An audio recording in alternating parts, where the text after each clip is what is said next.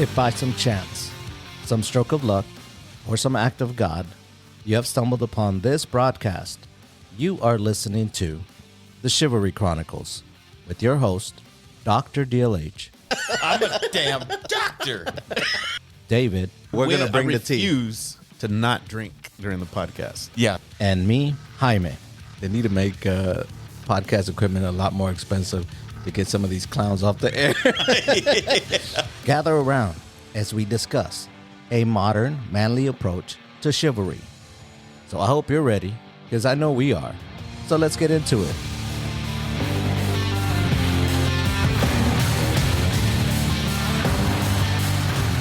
And we're back with the Chivalry Chronicles, and this is what we're calling After Hours. Is that correct, right? Chivalry After Dark? After Dark. There you go.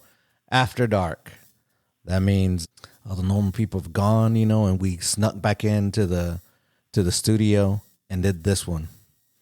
So today we're going to talk about Sinners. And we're going to mix in some vampire stuff. I think what we're going to do, Leo and I. Oh, by the way, Leo's with me. Leo Noriega, basically the vampire expert. Is that right? No. No.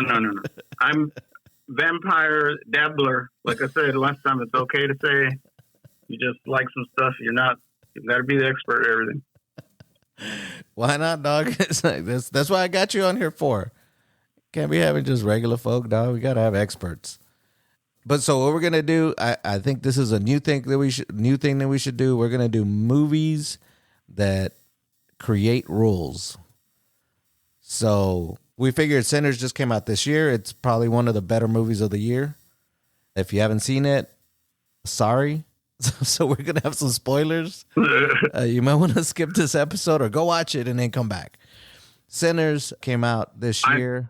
What was your other than me telling you got to watch Sinners? What was your awareness of this movie? Liana, my daughter, she called me and she's like, "Have you seen Sinners?" And I said, "No." And she said, "You got to watch Sinners." And I said, "Okay, cool." And then Joaquin and his boy, he came over and he's like, "Mr. Jaime, you seen Sinners?" I said, "No, sir." And he's like, "Best movie of the year." He's like, Michael B. Jordan should get an Oscar for it. I was like, okay, let's calm down. But hey, wait, didn't you board approve Michael B. Jordan as an overactor in another episode? I did not. Me personally, I think he's a great actor. The other host said he was an overactor, which I completely disagreed, and I stood my ground. And I still stand my ground. He's a great actor. Which is why this movie is really good, right? Because anytime you pair Michael B. Jordan with Ryan Coogler, it's like, for some reason, it's probably like Leonardo and Nolan, or you know what I'm saying? It's just like he gets the best out of them. I don't understand. Yeah, Scorsese and Leo, Scorsese and De Niro, that kind of vibe. Nolan with Cillian Murphy. Yeah, Cillian, Leo, Scarecrow, and Hardy. Tom Hardy, yeah. Marion Cotillard. Cotillard, yeah.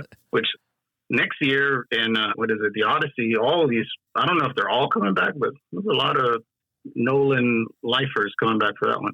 Anyway, what you were saying. Oh, have you seen Fruitvale Station? No, but that's another one. I think that's one of his first movies, right? Michael B. Jordan? That's the first one they did together. That's Coogler's first movie. Yeah, correct. Yeah, so I think that they have something about them that they just, I think Coogler understands them really well and puts them in really great characters. And this one is, Killmonger, yeah, Adonis Creed, so you were wrong on the overactor thing. What the hell? Sorry. Misquoted for sure.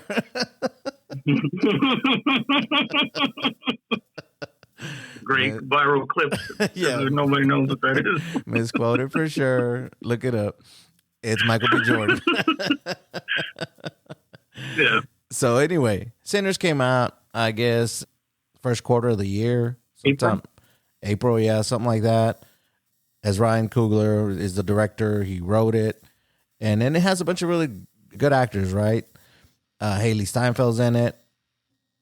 Mm-hmm. Who's the old guy that is bona fide from Blood In, Blood Out?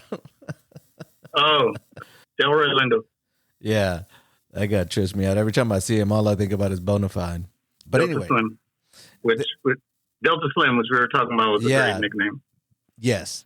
And so I don't know how you want to go through the review for Sinners. Like, I have my notes. Like, you and I talked about, as I was watching the movie, I just started jotting down notes on my phone. So this movie, if you don't know, like I said, there's going to be a bunch of spoilers. So press pause, go watch the movie, and then come back. It does have vampires, right? And this movie's kind of, like you and I were talking about, it's kind of like two movies. Yeah. Like the beginning is a little bit different, then it gets into like the actual vampire stuff. The other thing that I think you and I were talking about is that the way what was it?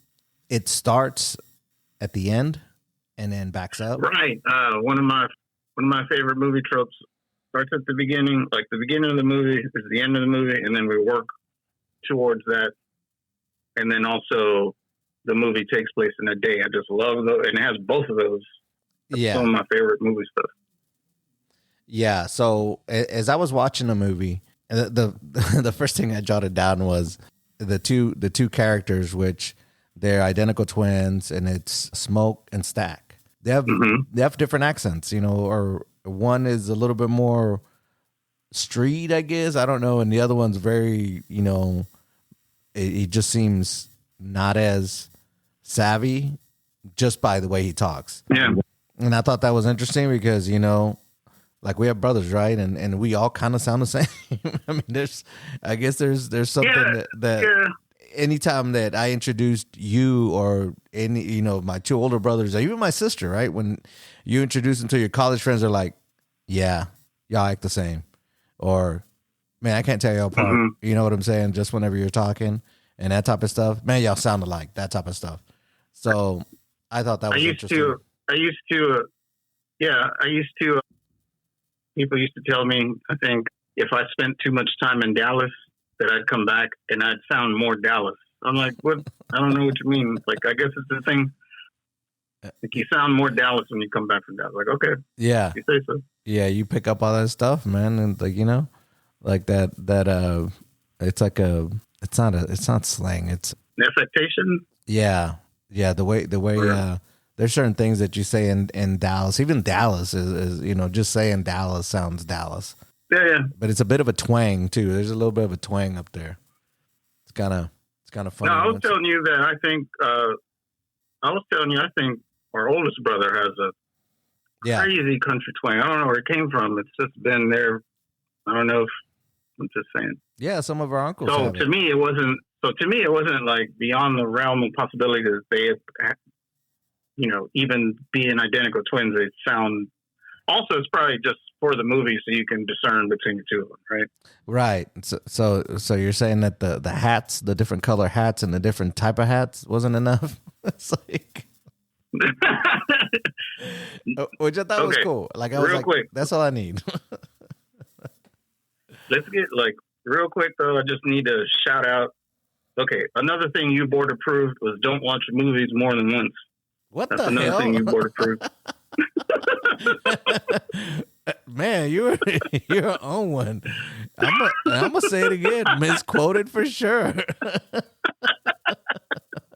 So I've seen this movie maybe like 5 or 6 times now. That first scene where they're lighting up the cigarette and passing it back and forth is amazing. Like how did they do that thing? This isn't like 80s freaking sitcoms where the two people are standing next to each other and clearly they're like it looks so fake. Or like this was a fucking. What was it? Terminator 2. All those they were actual twins. Yeah. In Terminator 2, like that cop, like the heavyset cop at the prison. Well, what's her face? The main character, she's a twin. And so But this was it's pretty good. I agree. no, like, I mean, I'm drawing a blank on like 80s and 90s. So, well, Friends. You know what's Friends, but she was a twin, and it's just so fake when you see it on screen. But this was the feat of freaking filmmaking. Just to watch that scene again, like the next time you watch the movie, because Yeah, I've seen it twice. I just had to shout out I just had to shout that out. Then one of the most recent times I saw it, like that is insane. Anyway, continue. Yeah. And so the other thing that I'm just gonna go down writing my notes because they're in almost in chronological order because I just started, writing stuff down as it came to me. It says when he's talking to that little girl, they drive up, and he says the numbers got to talk to each other because he tells her like, look, I need you to watch the truck. I can pay you like what is it, like 50 cents a minute, something like that. He goes, now I've given you something. Now you need to kind of come back at me, and the numbers got to talk to each other. And I thought that was kind of cool, but then I guess it just sets up how he thinks and just the way he operates. Because you do see him haggling later on with when they buy the property, and also talking to I think it's a Japanese family or the husband and wife. Kind of talks to them too in the same way. But I thought that was kind of cool, and it was a little different. And at first I thought, man, they don't come back to it, but they do. I think they're Chinese, aren't they? I think it's really like. Yeah, you're probably right. Accurate to everything is like meticulously planned out. Everything was accurate to the era, and there was probably in that, what is it called, Mississippi Delta. In the Mississippi Delta, all of it seems very thoroughly researched and purposeful. Yeah, and it says it was set in like the 1930s. Yep. And something that I guess you get, but they don't really get. I guess you and I talked about it before we did the podcast. You could, I mean, they could have just made a movie about the first half, and that would have been a great movie because they touch upon them being identical twins. They're going to World War I. They're veterans. All this stuff. They mention it, and you kind of get the idea of that, but you don't see any of that. So, I mean, you could spend a lot of time with them two, just kind of through their life and how they got this reputation. But you don't see any of that in this movie. You just kind of hear about it, they talk about it, and then they move on. Yeah, the first 40 minutes, maybe 45 minutes, is just this really cool period piece. And like I was telling you, the movie I thought of immediately was From Dusk Till Dawn, because that's two movies. Yeah. And they said it on purpose. Like, we wanted to make two movies and put them together. The first one is spoilers for From Dusk Till Dawn, which was that come out 1995, 96. Yeah. Spoiler alert. The first one is like a bank robbery on the run crime movie. Yeah, and then boom, just right in the middle, exactly. Like, oh, it's really messed up. I watched it recently too. I saw it in the theaters. I don't know if you did. Yeah, I did. And then right smack in the middle is just 180, and it's a vampire movie. This isn't as jarring as that, but that's the one I thought of for sure. Yeah. So at the beginning of the movie, there's he pays that little girl to watch a truck. He gets alerted that somebody's trying to steal because it's a truck that's covered, but you assume there's, I guess, beer or alcohol or something back there, right? And two guys are trying to steal from there, and I think it's Smoke shows up. I think it's Smoke, right? Mm-hmm. He shows up and he shoots the dude, and then the other guy, is like, "Why'd you shoot him?" He didn't. He goes, "Well, I can't have somebody saying that they almost robbed from the Smokestack twins." It's like, so he had to shoot him. I was like, damn, that's cold blooded. Stack is, I guess, wears the maroon hat, and then Smoke has a blue hat. They go and they and go. Then doesn't he say, like, you shot me in the ass? It kind of just gave me Training Day Denzel. I don't know if that was a callback. Am I tripping, or did he say, you shot me in the ass? I don't remember that specific term, but he does shoot him in the ass. So Yeah. I could be wrong. So the movie. So okay. So you got these twins. They're coming back into town. They're like dressed to the nines. They have alcohol, and they're trying to open up. They call it juke joint, right? And I guess it's just a nightclub. And then they go recruit this guy named Delta Slim, which I told Lau that's a cool nickname. That's just a badass nickname, Delta Slim. Yeah. And then they're trying to convince him to play for him because he plays the piano, just an all around musician. I think he was playing the harmonica or something. He was just out on the street. And then he's like, no, I'm not doing it. And then he's like, we got this, what is it, Irish beer or something like that?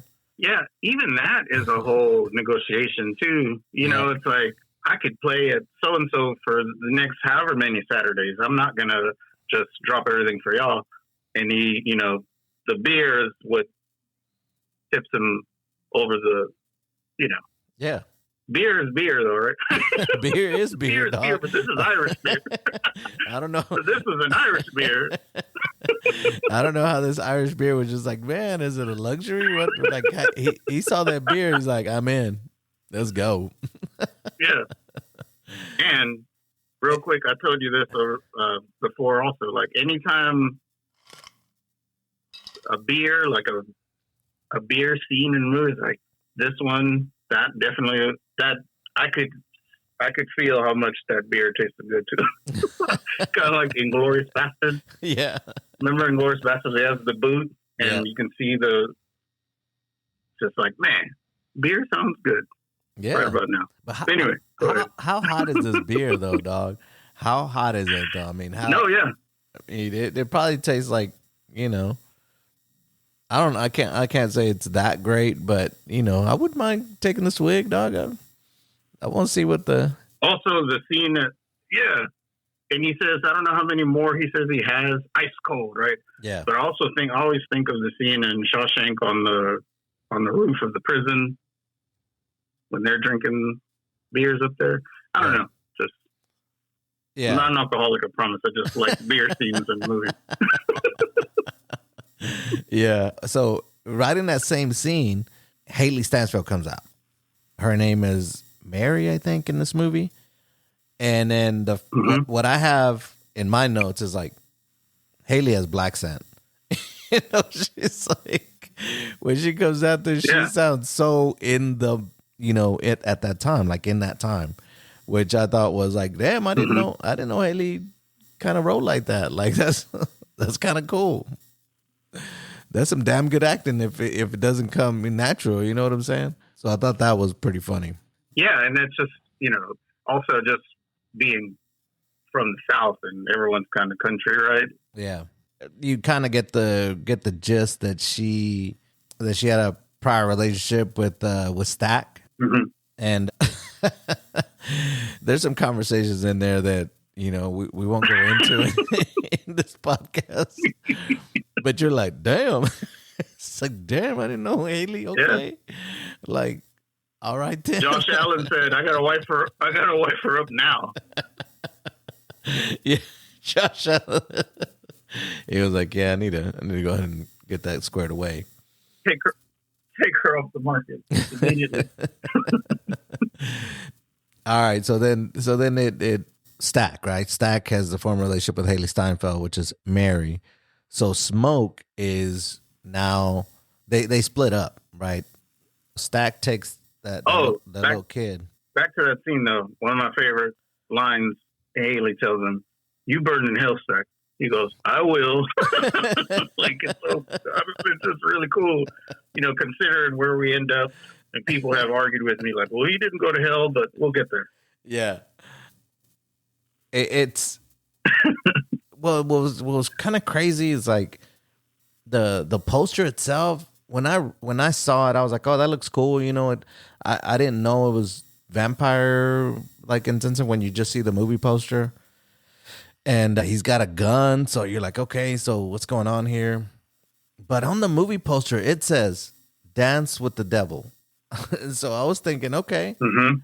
But then you watch the movie, and you're like, okay, what does that have to do with anything? But when it starts off, right, the preacher boy is the son of a preacher. That's the beginning of the movie, and then they pick him up. He plays in the guitar. He's a musician, or he wants to be a musician. But the first thing this kid has a deep ass voice. Like his voice is like, Yeah. I don't know how many octaves that motherfucker is. Like it's deep. His first starring role, I think. Yeah. Like his debut as an actor. Like, geez. Oh yeah. Yeah. It's crazy. Like I don't know where they found this kid. Like, I mean, yeah, they said he's just, that's it. That's the first time he's been in a big movie like that. So we were talking about how Stack is on, because they split up, the twin brothers, right? So Stack goes with that preacher boy, Sammy, I think. And then Smoke goes to do his own recruiting, right, for this juke joint. And he visits at first you don't know who she is. But then you kind of start figuring out, okay, they had a relationship, must be, former girlfriend or something, but it turns out that it's his wife, which at the beginning you can't really tell. But it takes you a minute, and then you're like, oh, okay, this was a relationship, like a couple. Yeah, we established both like love interests for both characters pretty early. Yeah. And so she's into like voodoo stuff, and what I find always funny, what I find strange is that, I put down in my notes. It's hoodoo. Hoodoo, yes. Which is different. Yeah. Is that what you said? My bad. No, I thought you said voodoo, but it's hoodoo. Yeah, no, again, I did say voodoo. Super accurate to the time he did his freaking research. I learned stuff, Oh yeah, no, there's a bunch of terms that they use that I had never heard of. Hoodoo was one of them. The other one was a haint. They're like when they're trying to figure out what the vampires are. She calls them a haint, and I'd never heard that word. But in my notes, when he's talking to her, I said, "Is like why do people always yank chains? When they're trying to hand, they just yank the shit off. Like, why not just unclasp it, dog? Like now I gotta fix it.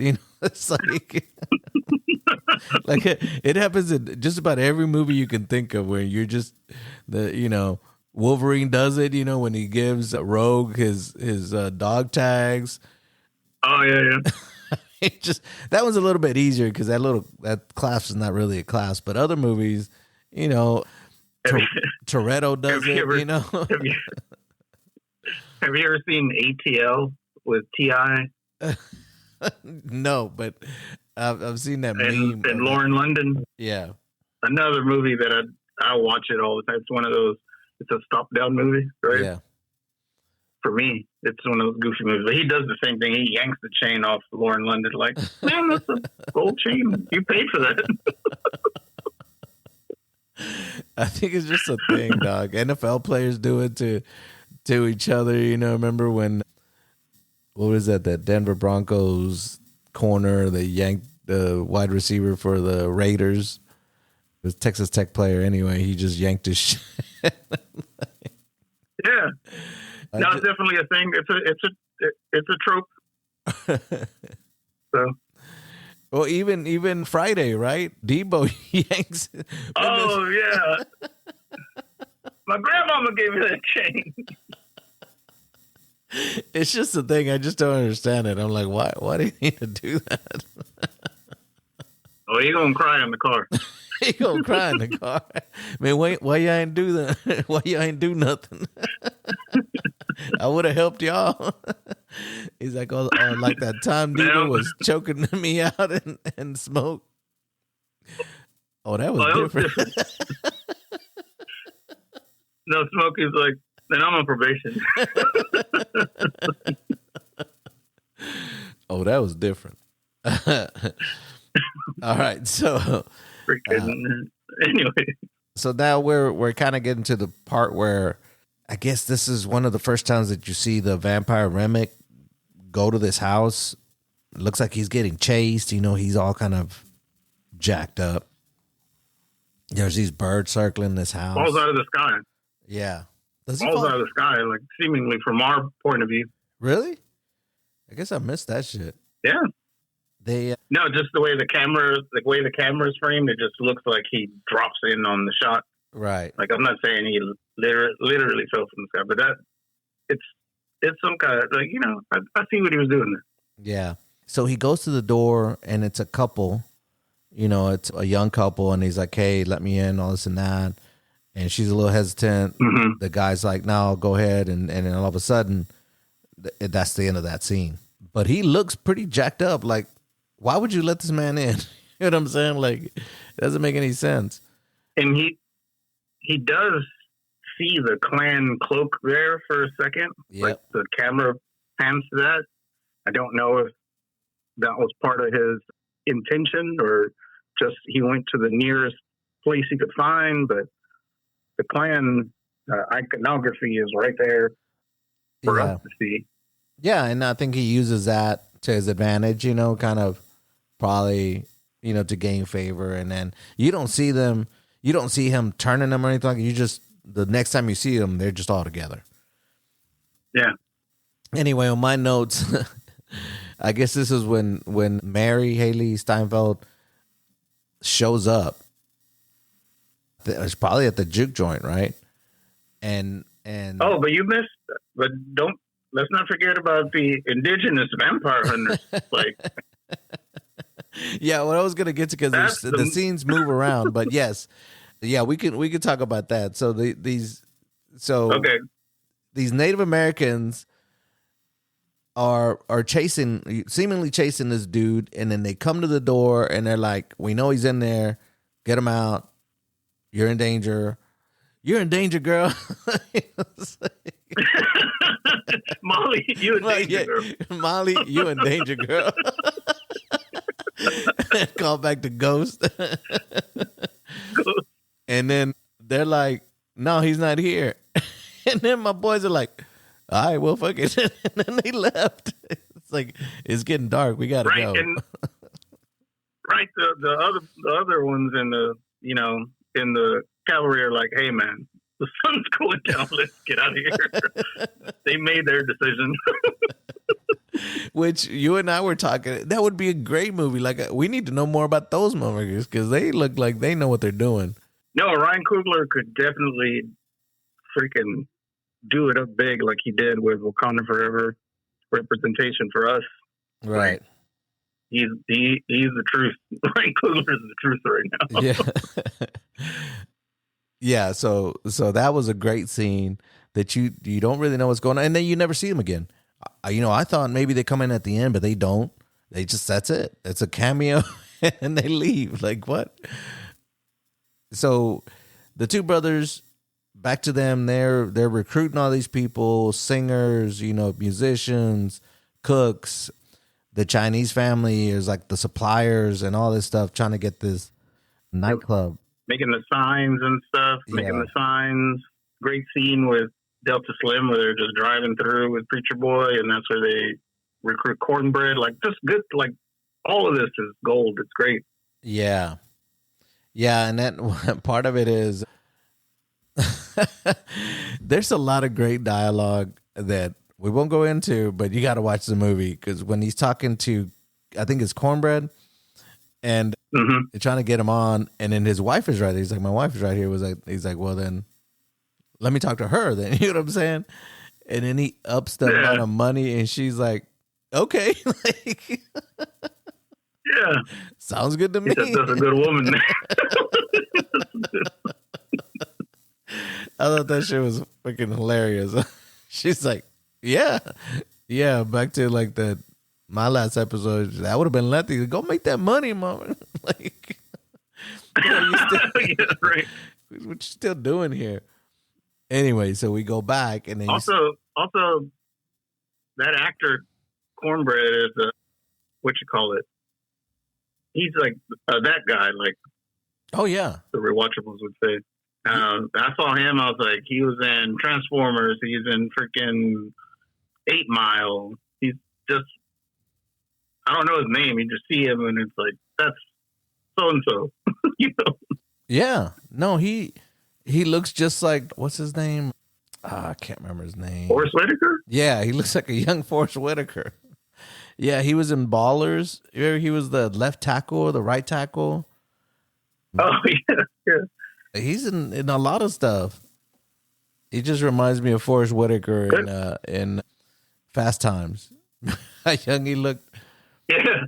So, But just because, like, you see him as kind of a comedic actor, so bringing that energy to some of that to Sinners is not, like, particularly a funny movie unless he's involved, right?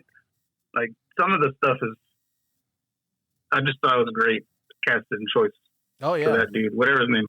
Sorry. look at the cast because but just as soon as you see him, you're like, oh yeah, the 8 Mile. That guy. Yeah, exactly. But And Transformers. He was hilarious in Transformers.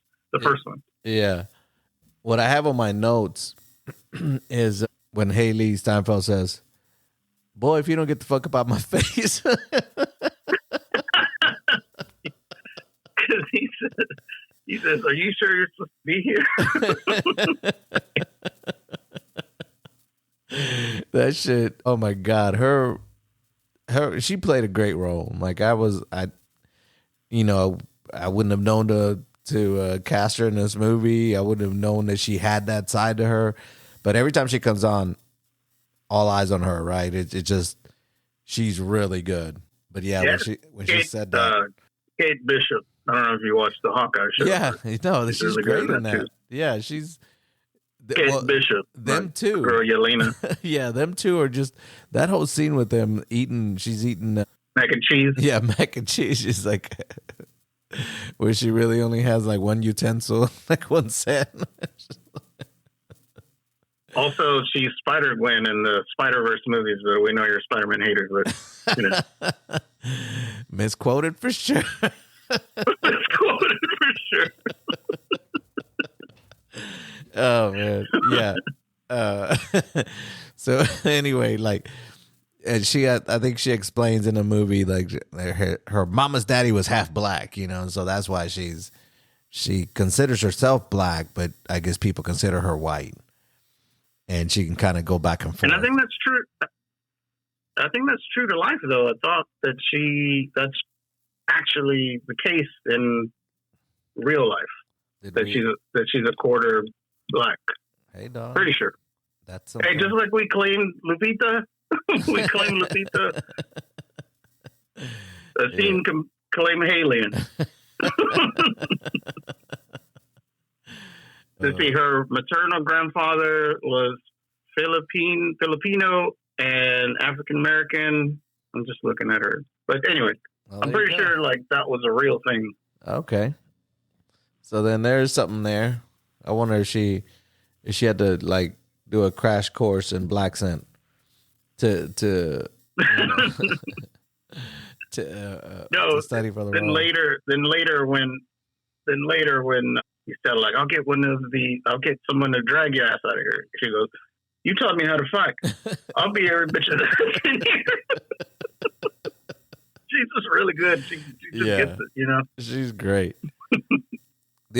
So if I'm looking at my notes, it says, which it showed the brothers again, because now they're getting ready for the nightclub, the juke joint, and I was like, why do they have the same haircut? So, which I guess, to me, it's just little stuff like that. Like, why do they have the same haircut? Like, I guess it's easier just for the roles, but man, if you're really gonna do it up right. Like there's 4 of us, right? Brothers, and we have our sister. We didn't all have the same haircut. We all had long hair in high school, but it didn't look the same. You know what I'm saying? We just had a different little twist to it. So I thought that was, that's just something I have on there. And then this is when they start playing, right after that, they start playing music and they introduced the preacher boy, Sammy, I think. Right? And Delta Slim says, "Tell him who you are and where you're from." And I wrote that down because I was like, that's the essence of hip hop. I took it as that, right? Yeah. And I didn't. Yeah. And that's what you did, at the beginning of hip hop. That's what you did, Well, NWA says it in their album, who you are, what you got, or about a sucker MC. You know what I'm saying? It's like, it's the essence of that. Yeah. Like, if you listen to any of LL's first song, that's all he talks about. I'm bad. I'm, like all that whole song is about who he is and where he's from. And that was basically most of hip hop, Queens, you know what I'm saying? Queens, or, the Boogie Down Bronx is, Compton, you always said where you were.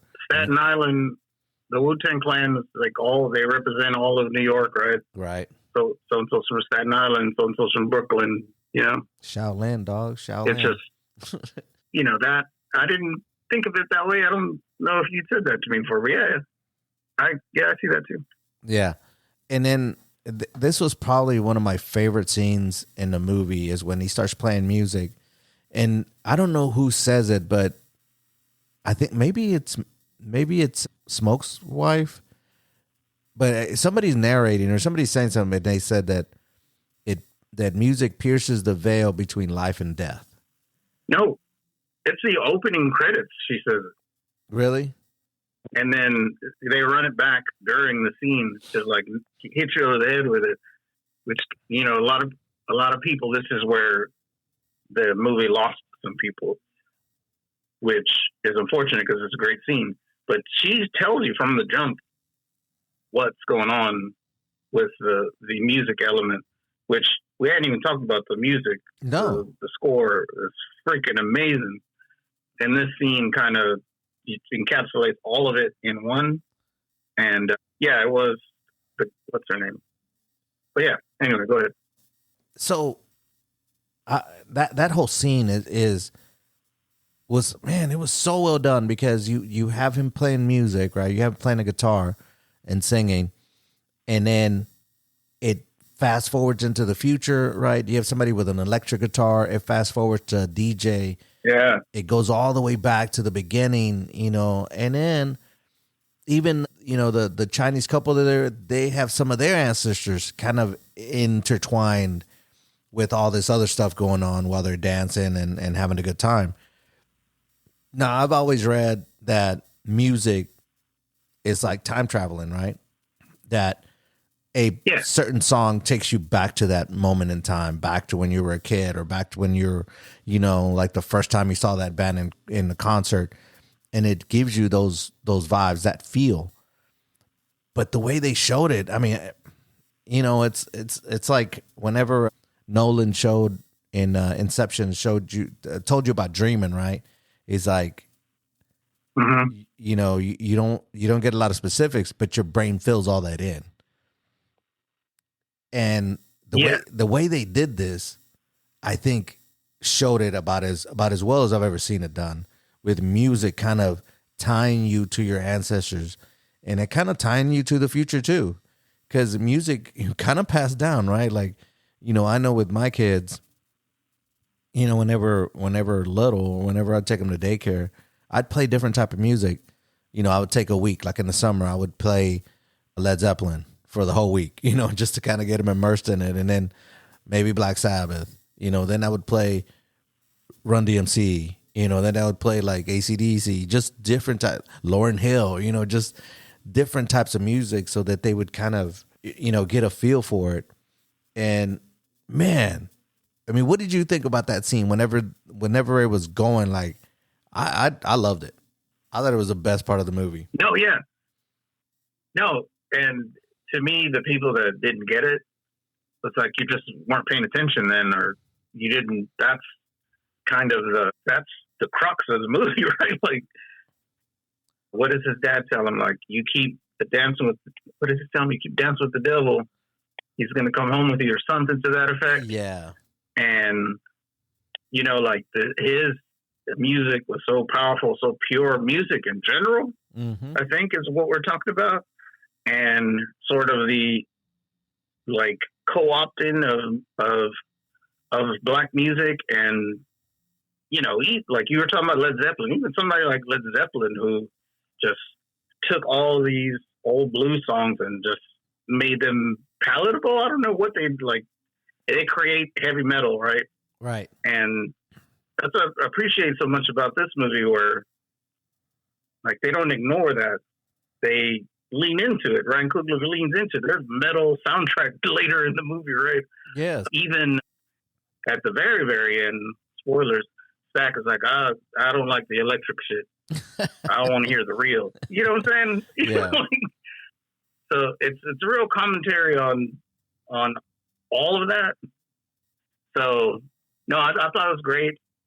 It the DJ, the electric guitar, the trap beats or whatever, and everything. It all worked. I got it.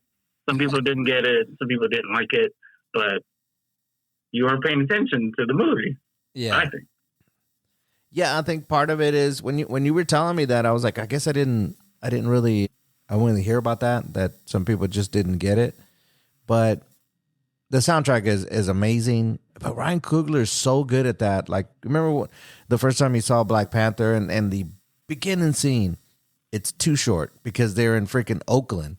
When you're sitting at a theater and you hear Too Short on a freaking Marvel movie, you get kind of hype about that. Like we were watching Creed 3. Yeah. Me and the scene we're in the theater, and I could hear the music like dun dun dun dun dun dun dun dun dun. Like, what is this? Like, what is it? And then eventually, like, he's dropping the hints of what the song is. It's The Watcher, Dr. Dre. I'm like, yeah, dun dun dun dun. He's a genius. Dun, dun. Yeah, no, he's so good at infusing like the soundtrack, all that stuff. Like it's so good, and I think he's got the touch, man. He knows what music is gonna take you to that place. Right. I mean, who would have thought to put and all the movies, and even in Wakanda Forever, like all those, that soundtrack's amazing. Even the Black Panther soundtrack. Remember when our sister Ida was talking about she don't know anything about Kendrick Lamar, and you're like, yeah, you do. You saw Black Panther. That's right. She goes, and that song, when the movie ends, the first Black Panther with all the stars, Kendrick Lamar and SZA, that song is amazing. He played it at the Super Bowl. Yeah. Anyway, he gets it. And like I was saying, Wakanda Forever, all those songs in Spanish are awesome. That whole soundtrack, like, he just knows how to use music effectively. Like, all the movies I'm obsessed with have great soundtracks. Oh yeah, that's why I like Tarantino movies so much. Or a score, or the way you use music is important. And Coogler gets that, and he knows how to like infuse hip hop and like the blues in this music. I mean, in this movie, it's just amazing. I think it's there's so many good parts to the movie. Like we were talking about, this could be 2 movies, it could be 3 movies, and you forget about certain aspects of it. But then when you go back to it, you're like, man, the music is probably the best part. Like I've said, like 3 different things about this movie that could be the best part, but he's so good at like intertwining them together, and kind of just keeps hitting you with something better, right? It's like the story's really good. Yeah. Okay, the music is really good. Oh shit, you put a twist in it, now you got vampires in it. That was really good. And I think you were saying like, what did you say? Like, I don't care if they make a sequel or a prequel. It's fine the way it is. I'll probably watch it. Yeah. I'll watch it. I would. If you're going to revisit this world, let Ryan Coogler do it. No one else. I don't need a TV show. Like, if he's going to do it, I know he's going to take the care with it. Yeah. But I don't, I don't need 17 movies like The Conjuring verse, and he's just the producer. Like, nah. Yeah. Well, I think they said that it took a while for him to get this movie out, and part of it is just the massive amount of research that he does for I mean, even like we were talking about Haints. Like, I had never heard that word before in my life. So after I watched the movie, I went and looked it up. Like, what is that? And it's just a ghost or an evil spirit. Like, and she says, these aren't Haints. They're something different. Man, I guess at the Right. time. And then, yeah, smoke is like, I've been all over. I've seen this. I've seen that. I've never seen a demon or whatever. He doesn't believe in it. Correct. He doesn't believe in any of that shit, right? Yeah. But he still carries that freaking bag, right? Like, just in case, though. Yeah. What was it? The Mojo bag. Yeah. Yeah. Just in case, though. And I told you this. I said, our mom, she's seen and predicted things that are unexplainable. Yeah. And I don't necessarily believe in it, but I'm going to trust her, right? Yeah. I'm just going to I'm do. messing with it. Yeah, exactly. Yeah, I think when that when he's talking to her, right? When he's talking to his wife, Annie, I think Annie, Mm-hmm. He says, or she believes that little Mojo bag or her prayers kept them alive when they were Yes. off in war. And he's like, in yeah, Chicago, yeah. and Chicago and that war. He's like, whatever, because he's still thinking about their daughter. I guess their daughter passed away from something, and I don't even know how she died, but it looks like she died at a young age, probably under 5 years old, something like a baby. So he's more worried about that, and he's probably thinking, well, if prayers work, why didn't they work on this? Which is kind of like with most people, you look at the harshness of it. You forget that other stuff happened, right? And that's kind of one of the major plot points in From Dusk Till Dawn, because the dad, Harvey Keitel, is a preacher, right? And he's a faithless preacher, right? Because his wife died. Yeah. If I'm not mistaken. Right. Remember that? And it's like, and then when the threat comes, George Clooney is like, you're a preacher, you're a faithless preacher, but you could bless the water and turn it into holy water. But now we need to get into the whole rules of it all, but yeah. Continue. Okay, let's get to the rules, because this is where it gets into that, right? So when I was watching the movie, I was like, because you see Remick, which is a vampire that visited the young couple, the clan, we'll call them the clan couple, right? Because they were in a clan. Yeah. And then now you see them, they're all together, right? They're all together and they're playing music. My notes are like, how the hell they started learning how to play music? And now they're harmonizing. You know what I'm saying? I was like, pick poor Robin clean. Pick poor Robin clean. And my daughter Liana was like, and they sounded good. Like I was feeling it. Yeah, no, it was even which one of the twins was got bobbing their head like, hey, that's a good tune. Yeah, so that was my next, my notes.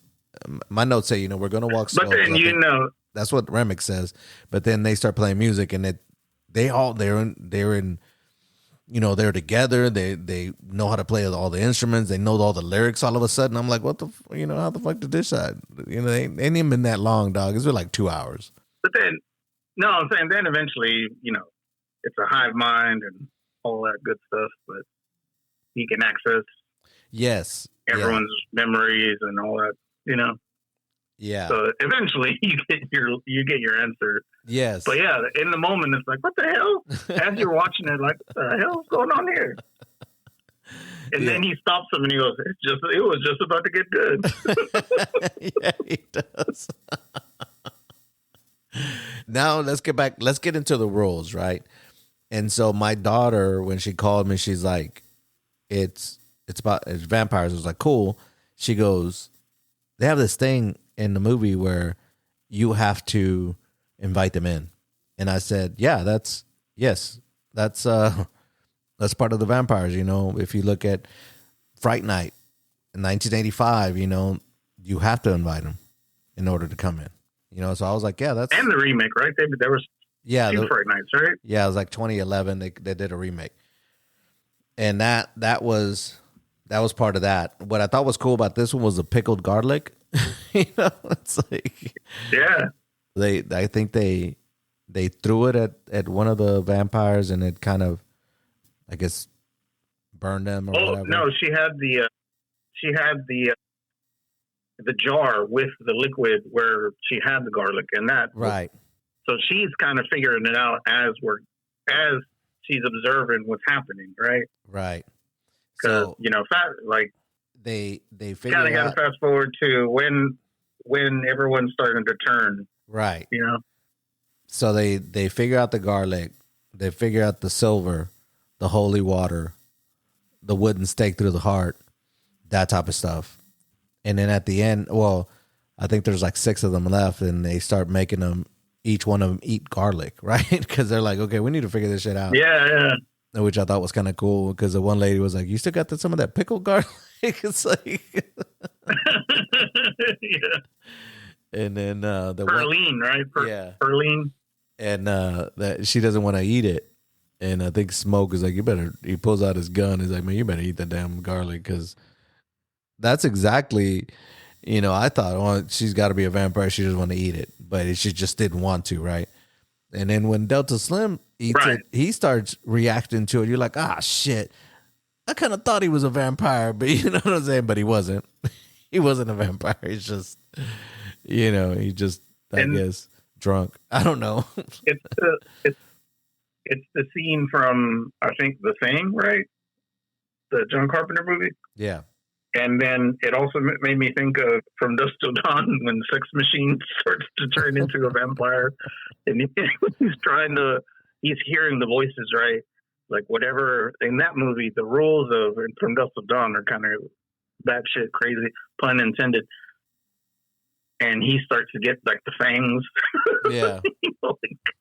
And he's like, wait, I don't want them to see that I'm turning into a vampire. So it made me think of that a little bit. But anyway. Yeah. So then, these are mostly pretty steadfast rules. Like there was nothing in here that I thought was out of bounds. Like really, really out of bounds is Twilight. Like you have vampires that are out in the daytime and they sparkle and shit. And it's like, no, that's not part of the rules. That don't fly, Playboy. Better come on in.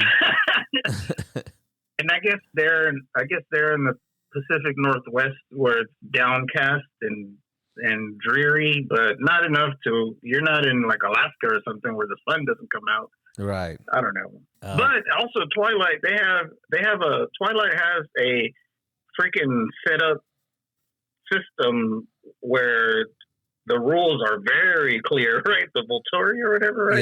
Yeah, the governing body, they're called the Volturi, yeah. Yeah, exactly. So that's kind of weird that those movies do have like real set rules, and they kind of explain them. It has its own. Those movies have their own rules. Yeah, and we'll do like a real quick rundown of most of the rules after we finish up. So in Sinners, let's go ahead and close it out, right? So you find out that there's a hive mentality. Then once one of the vampires bites someone, they kind of take over all their memories, and then they're spread out throughout the whole group. I thought it was funny. Like whenever, I guess, you got the whole ending and, massive killing of vampires and all this and that. And then the clan guys show up the next day, because they're going to kill anybody that's there. Also there at the climax, the metal guitars are just really, boom, they're coming in. And that's Jerry Cantrell. I had to look it up. I was like, ooh, what is going on here? Jerry Cantrell from Alice in Chains. Yeah. I was like, hell yeah. It was like a throwback to 80s horror, right? Because all the 80s horror movies had freaking metal soundtracks. Oh yeah, Dokken. Shout out Dokken. Yeah, Dokken on Nightmare on Elm Street, baby. Shout out Tales from the Crypt, Demon Knight. They had freaking Megadeth and like. Yeah. I appreciated that. I don't know if that was on purpose, but yeah, AC/DC. Shout out Ryan Coogler. Yeah, was it Thunderstruck? No, Stephen King. From Demon movie. Knight. No, the Stephen King movie. Remember, it has that goblin in front of the diesel. Emilio Estevez. Yeah. Right. Yeah. What the hell's the name of that movie? It's a Stephen King movie. What is the name of the freaking? And it has a little girl that does the voice for the Simpsons, though. Maximum Don't Overtime. bother me until Maximum Overdrive. Jesus Christ. Yeah, there you go. What was the song? So yeah, I appreciate it. What was the AC/DC song? Now I'm typing. Let me see. Oh, it has Who Made Who? Yeah, that's what it was. And Hell's Bells. Yeah, it was. Who Made Who? Who Made Who? That's what it was. I want to say that because that's the only reason we went to go watch it. Other than I love horror movies, but yeah. But it's like, oh shit, you got real quick though. The Demon Knight soundtrack, Pantera, Cemetery Gates, Megadeth, Biohazard. I'm just saying. Yeah. No, it's a good, man. It's a go-to, dog. If you're gonna have a horror film, you got to have vampires. You're gonna have you gotta have metal. I mean, come on now. There's no other genre. I guess you could do, like real melancholy shit, but no, you need to have, fast, loud, clanging. Even Interview with the Vampire ends with a Guns N' Roses cover of Sympathy for the Devil. Oh, I must have forgot that. Really? Shout out Interview with the Vampire, one of my favorite vampire movies. But let's continue. All right. So at the end of the movie, there's massive killings left and right, and then the clansmen show up in the morning, and he's like, grand opening, grand closing. I was like, okay, all right. Chris Rock, right? Chris Rock, and then Jay-Z used it, and then it was in this movie. I thought, man, I guess some people wouldn't get it, but I would think most people got that. A little tongue in cheek. Grand opening, grand closing. Grand opening, grand closing. And then Sammy goes back to his dad. He's all scratched up. He's got a big old scratch on the side of his face. Spoilers, he kind of makes it. And then his dad tells him, hey, you need to give up that life, all this and that. And he doesn't, which you're like, I always like hit pause. I was like, how much more time I got? Like, do I need to get up and get a drink? Or, is it like 5 minutes? No, it was another 15 minutes or some shit like that after that scene. Because he doesn't let go of that guitar. Wait. He's like, no. The preacher is telling his son, Sammy, like, you need to let go of that lifestyle. You need to let go of that music, of everything like that. And he doesn't. And then the movie keeps going. Like, I'm thinking it's the end, but it doesn't. Right? And then, they kind of fast forward. Sammy's like probably in his 70s, still playing. And then, guess who walks in? No, and that's the other thing. Like, if you didn't stick around, like, I wonder how many people just walked out of the theater, and didn't see this scene. I didn't see it in the movies. That's a regret of mine. People kept telling me you need to see this movie in theaters, and I just didn't go. And it's ironic because I've just been watching a lot of movies in the theaters, and I missed like the best one all year in the theater. But I wonder how many people, when the credits rolled, why would they stick around, right? It's not a Marvel movie. Yeah. Like, Coogler is he's made Marvel movies. So I thought it was interesting that he did that. Yeah, no, it was really cool the way he did it. And then at first I got a little scared from my boy Sammy because they said there's two people here to see you, and I was like, shit. Yeah. And I'm like, oh, he about to die. I was like, yeah. But he doesn't. It's Stack and Mary. Also Haley Steinfeld. Mary. And so I have in my notes, should they have let the vampires bite them? You know what I'm saying? Because it's not that bad. What you think about it? Everybody would have stayed together. No pain. The brothers would have been together. Annie wouldn't have died. Haley Steinfeld apparently, she lived. Stack lived. I mean, was it such a bad thing? I mean, also just all the way back to where when he tries to turn his brother, it's the necklace that prevents him from doing it, right? Right. So, like, all of the stuff, all of the things that Annie's talking about, they're real. It reminds me of another scene from Dusk Till Dawn where George Clooney's talking to Harvey Keitel, and he goes, "If there's a hell, and those sons of bitches are from it, then there's got to be a heaven. There's got to be, like both of these movies are saying something about, heaven and hell and good and evil and spirituality and all that. So it's really interesting to me. Yeah. I don't know. So that leads me to my next point, right?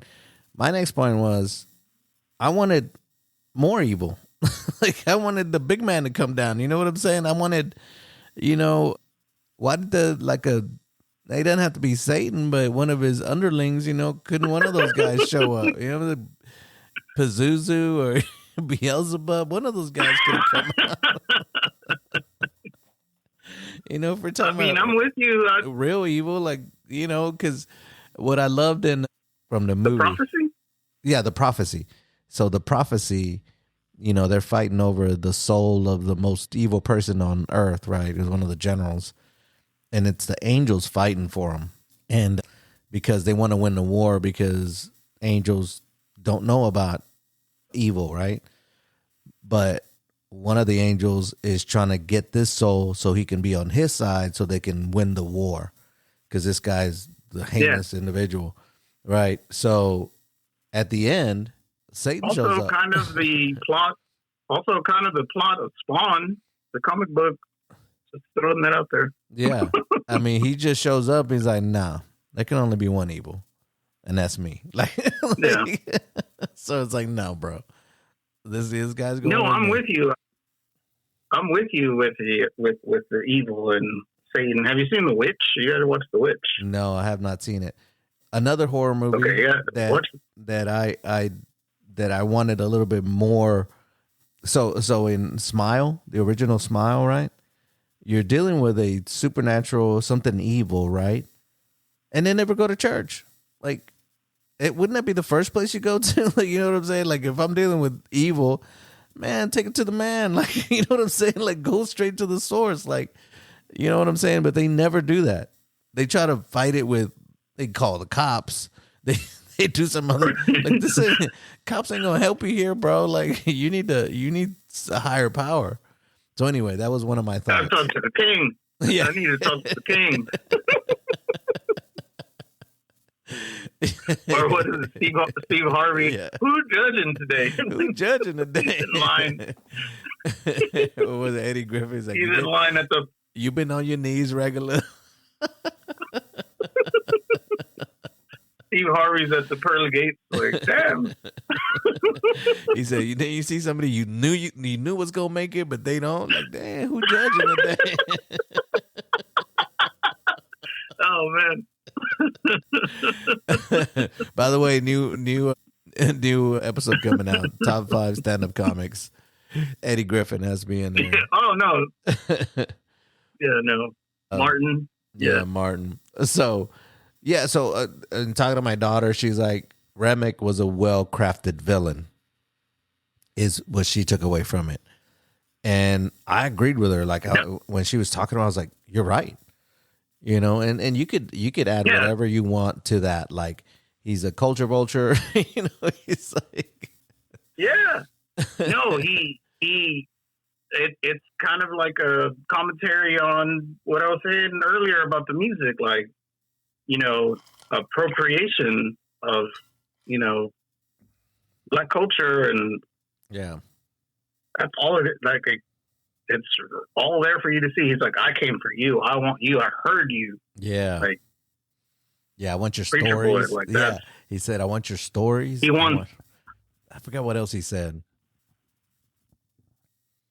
So it's really heavy and coded in the thing that is happening, the thing that's happened with music, like I said about Led Zeppelin and Well, the thing about it is, he's charismatic, right?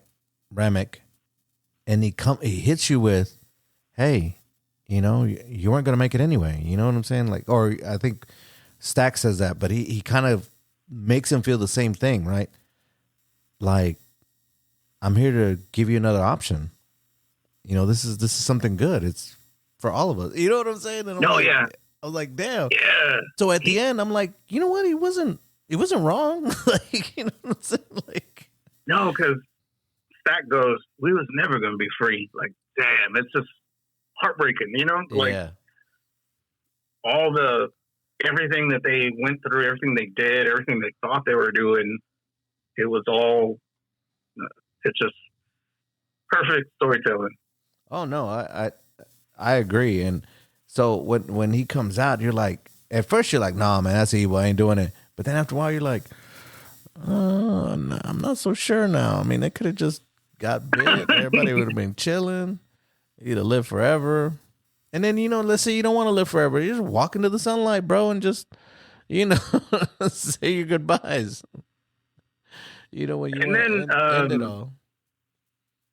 When the movie's ending, right, and everyone starts praying, like, no, Preacher Boy starts praying. All of them start reciting the like prayer with him. It was a yeah, sure, we'll pray. That doesn't like, it was just such a, you know, like arrogant move. And then he starts to like, we never see any kind of like deformity with these vampires. These vampires, we can talk about what vampires are across movies and pop culture. Like, some vampires turn into bats. In From Dusk Till Dawn, they seem to go back and forth from these grotesque kind of freaking demon zombie figures. Like, when they come out of that in From Dusk Till Dawn, they come back out of the storage room with all the shit, and they open the door and it looks like a cover of a Cannibal Corpse album. Like, what the hell's going on here? Yeah. And they're turning back and forth from bats to, and Salma Hayek even turns from human to vampire. Like, so that movie was kind of fast and loose with what was going on with their, you know, physical presentation. But at the end of the movie, did you notice his like hands and claws were just getting deformed or whatever? Yeah. I thought we were going to see like a demon vampire form before the sun came up. It just never happened. Yeah. So, which gets us to some of these other movies that have rules for vampires. Like I said, like Sinners kind of stayed pretty close to most of what you've learned are rules, right? Like in Fright Night, they can't enter your house unless they're invited. They can't come out in the daylight. They don't appear in mirrors. They don't have reflections. They have superhuman strength. They can transform into bats or other animals, and they do react to holy symbols. Right? That was Fright Night, which is it's a kind of like a comedic type movie, but it's good. Like, you know, when dealing with vampires. The other one, Lost Boys, also had a shitload of rules, you know, and it's the same thing, you know, sunlight, holy water, stakes through the heart, all that stuff. Yeah. They can't enter your home unless you're invited inside. And then. Right. I think Sinners just presumed that you knew all this stuff. That's why it's interesting that, you know, like Liana's like, that's a thing. Yeah. You know, and it makes you want to. It's like informing the movie fan, like, go watch some more vampire movies. You know, not like that. That's cool. Brush up on your vampire game, Playboy.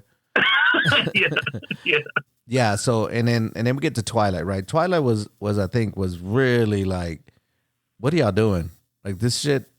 No, none of this should be allowed, right? If you're a true vampire Dracula type fan, then when you watch Twilight, you're like, this is crap.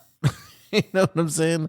The only thing that I thought Twilight kind of introduced that I thought was cool was the Quaaludes, I think, which is that tribe that they turn into wolves. And then depending on how many vampires were in that area, more of them would turn into wolves, which I thought was kind of cool.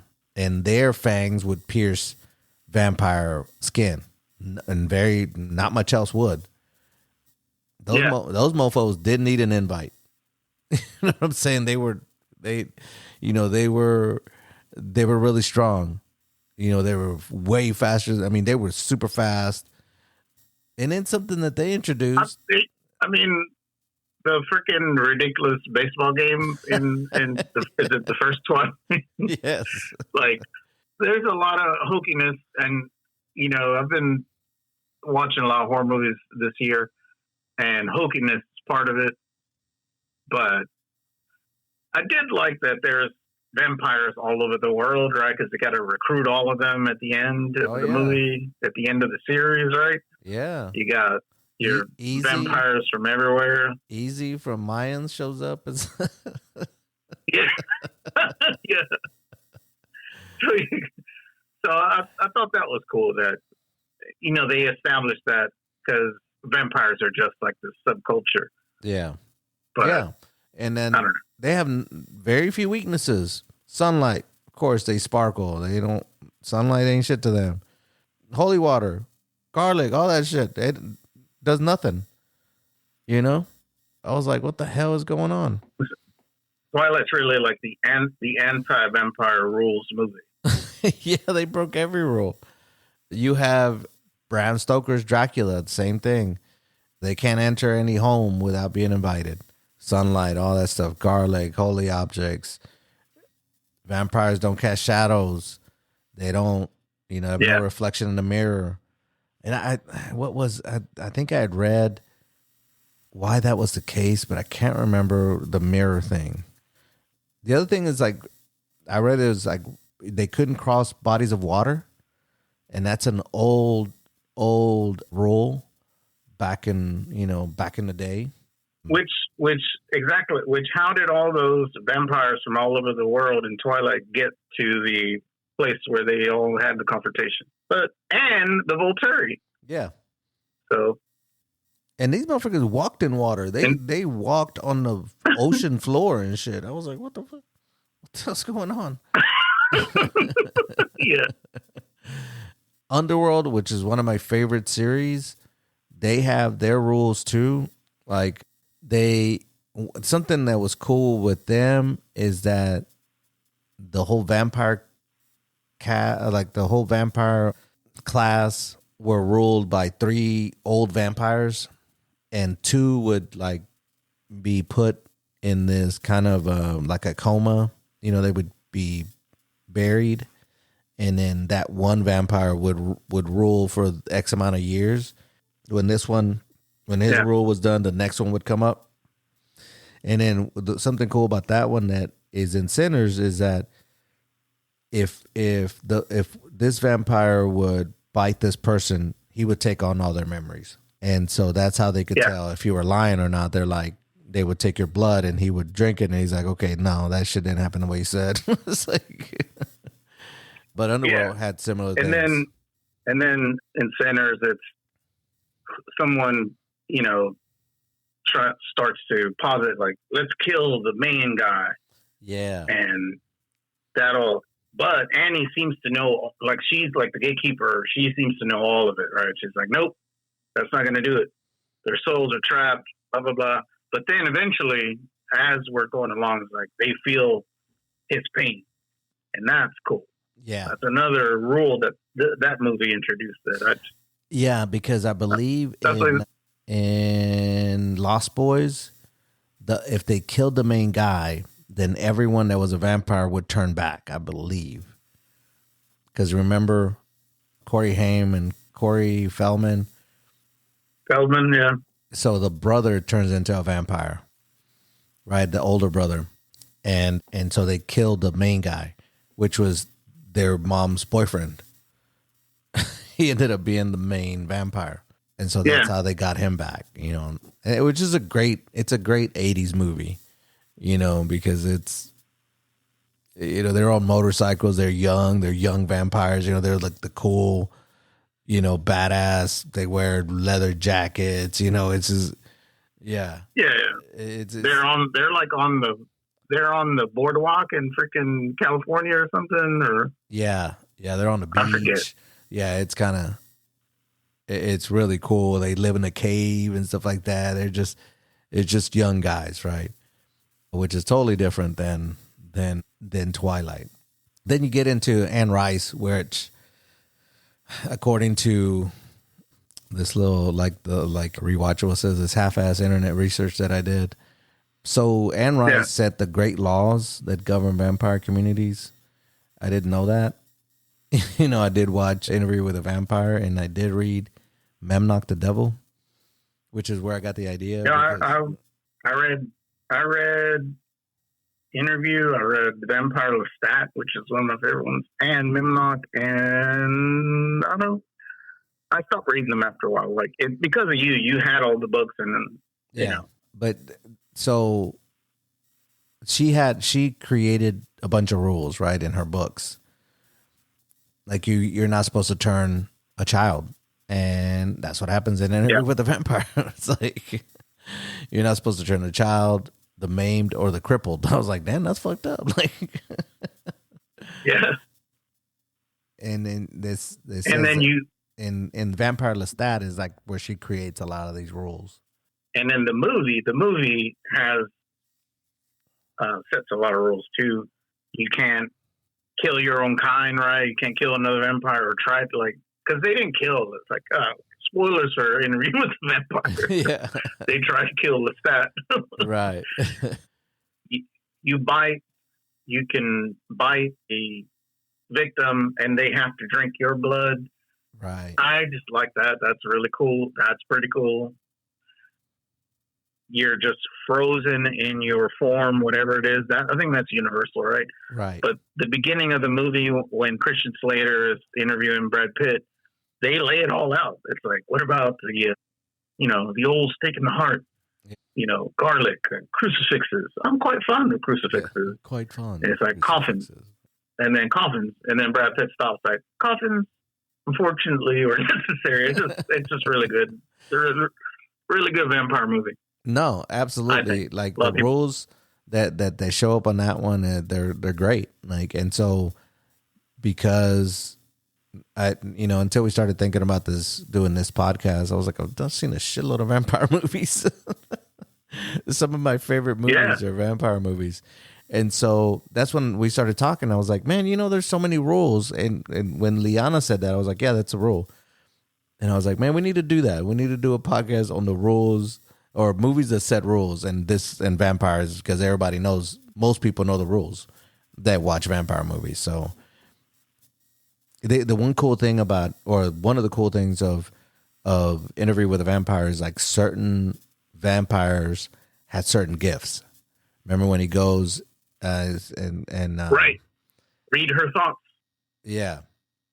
Tom Cruise is telling Brad Pitt, read her thoughts. He's like, I can't. He goes, well, the dark gift is different for all of us. Yeah, that's pretty cool. Yeah, the one dude that is walking up the wall. Which again, in Twilight, it seems like they all have fucking X-Men powers. Yep. Yeah, like what the hell? What's her face is a shield, and so what's her name can see the future. Yep. Yeah, so they have different. So they took they kept that, which was kind of cool. Someone controls the weather and shit. Someone is throwing fireballs. Like, what is going on? Right, Twilight X-Men characters. True. That's not true. You don't remember that in Twilight? They control the weather? Somebody did. Am I tripping? And that's Storm, dog. That's what I'm saying. No, one had Emperor Palpatine powers, Yeah. Where she shocked him to death and shit.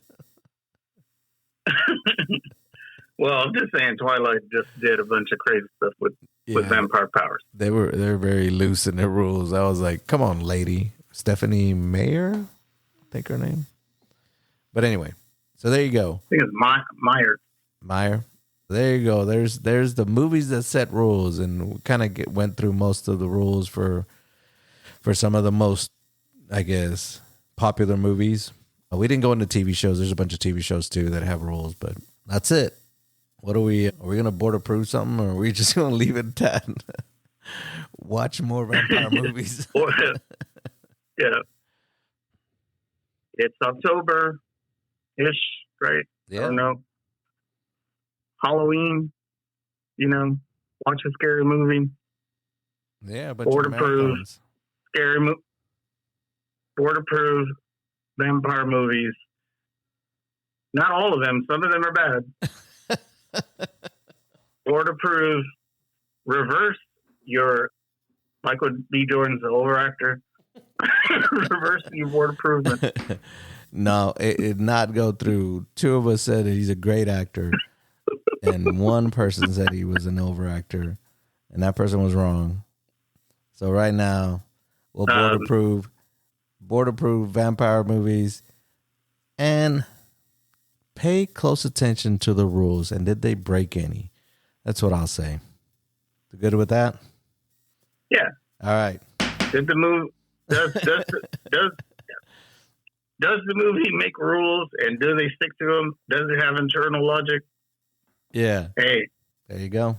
Watch Fright Night, the original Fright Night. It's a great movie. You're so cool, Brewster. Yeah. All right, there you go, guys. Take it easy. Thank you for listening.